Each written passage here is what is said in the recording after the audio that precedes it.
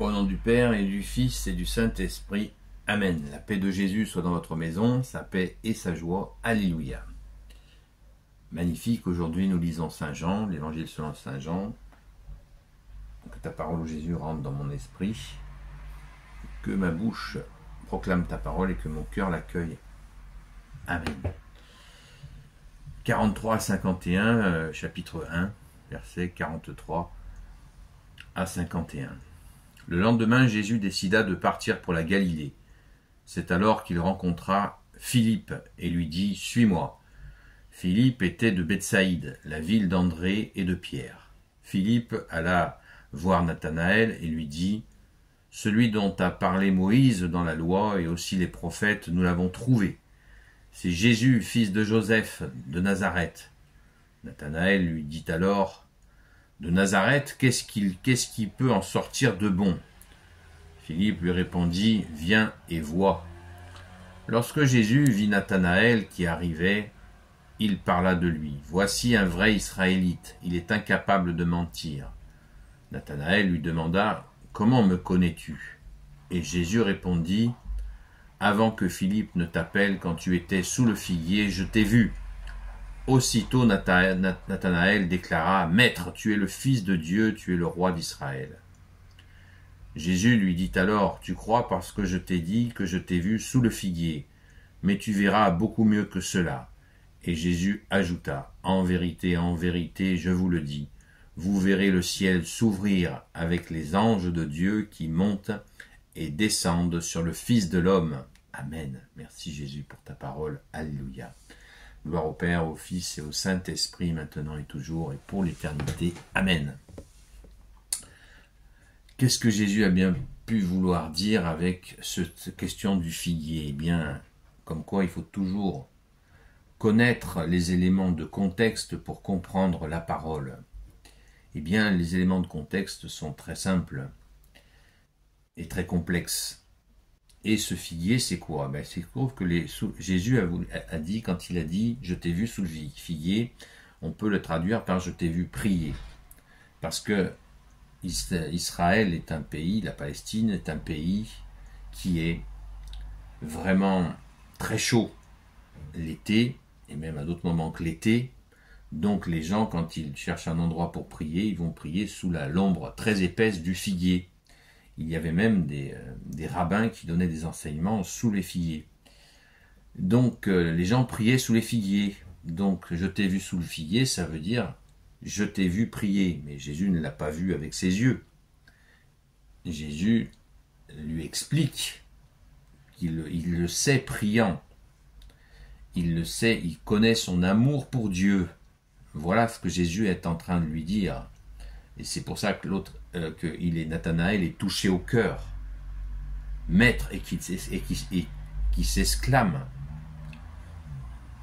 Maître, tu es le Fils de Dieu, tu es le roi d'Israël.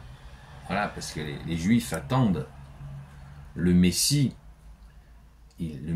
dont ils pensent qu'il va libérer Israël de l'occupation des Romains. Ça aussi, il faut le comprendre. Il faut comprendre ce contexte-là. Donc cette joie de sortir de l'occupation, on peut faire une analogie avec l'occupation allemande, donc en 39-45, 40-45, que les gens attendaient cette libération. Ben là, les gens attendent. Ils attendent que cette occupation. Ils pensent que c'est le Messie qui va sortir les Romains. Et c'est pas comme ça que ça va se passer. Mais là, ils sont dans cette espérance. Ils sont déjà dans l'espérance du Messie tout court. Mais ils faisaient le lien avec, bien sûr, l'occupation romaine, dont ils étaient certains que c'était un Messie guerrier qui allait les libérer des Romains. Ce ne fut pas le cas. Pour d'excellentes raisons. Bien sûr, si Jésus ne les a pas libérés, n'a pas libéré les Hébreux de l'occupation romaine, c'est pour plein de bonnes raisons.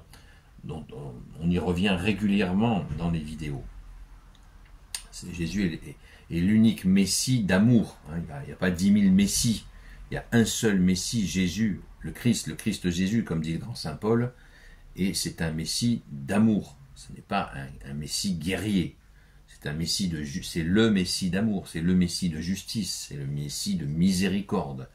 Et bien plus que les occupations d'armée, de ceci ou de cela, Jésus nous libère de l'occupation des ténèbres en général, qui emprisonnent nos vies. Parce que comment libérer un peuple qui est encore dans ses prisons intérieures? Et Jésus se méfie justement des pouvoirs qui peuvent remplacer d'autres pouvoirs.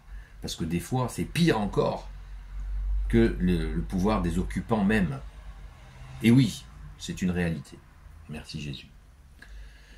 Donc, ce moment extraordinaire où Nathanaël est accueilli par Jésus, et Jésus est vraiment joyeux qu'il croit. Et c'est là qu'il lui dit, Jésus lui dit alors, tu crois parce que je t'ai dit que je t'ai vu sous le figuier, mais tu verras beaucoup mieux que cela. Waouh. Verset 51, et Jésus ajouta, en vérité, je vous le dis, vous verrez le ciel s'ouvrir avec les anges de Dieu qui montent et descendent sur le Fils de l'homme. Ça, à ce moment-là, Jésus parle de son dernier avènement.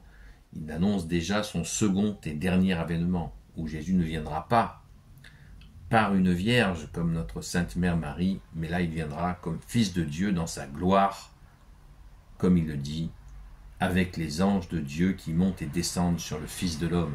Waouh! Alors, ne brûlons pas les étapes. C'est pas pour demain matin, mais c'est certain que cela va venir. J'espère que nous le verrons. C'est pas sûr. On ne sait pas quelle génération le verra, mais nous devons, en attendant, veiller et prier la nuit, le jour, pour supplier Jésus de libérer notre France déjà, puisque c'est la libération de la France qui amènera à la libération du monde, et supplions Jésus de rester toujours vigilant de façon à ne jamais nous faire piéger par l'antéchrist, qui sera malin, qui sera un faux messie, qui viendra faire croire que Jésus, que c'est un nouveau Jésus, mais pas du tout.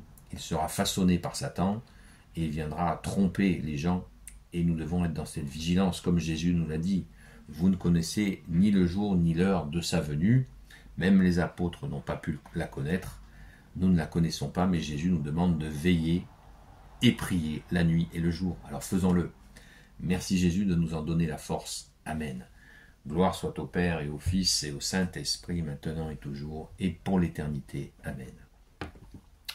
Ô Jésus, toi qui peux tout et qui portes tout, toi le Sauveur, toi l'Emmanuel, je te confie toutes celles et ceux qui regarderont cette vidéo, ainsi que leurs proches, selon ta seule volonté, ô Jésus. Sainte Marie, Reine des cieux, toi l'Immaculée Conception, toi qui écrases le serpent, toi qui as la lune sous tes pas, toi notre Mère, Notre-Dame, Saint Joseph, toi le juste et le saint, toi le sage, toi la terreur des démons, toi le saint gardien de la Sainte Église catholique apostolique, Sainte Marie-Madeleine, notre chère Sainte Patronne. Et vous, tous les saints et saintes, amis de Jésus, Saint Michel Archange qui est comme Dieu, Saint Gabriel Archange, Saint Raphaël Archange, et vous tous les anges qui servez Jésus, je vous confie toutes celles et ceux qui regarderont cette vidéo, ainsi que leurs proches, selon ta seule volonté, ô Jésus. La paix de Jésus soit dans votre maison, et je vous dis à très vite.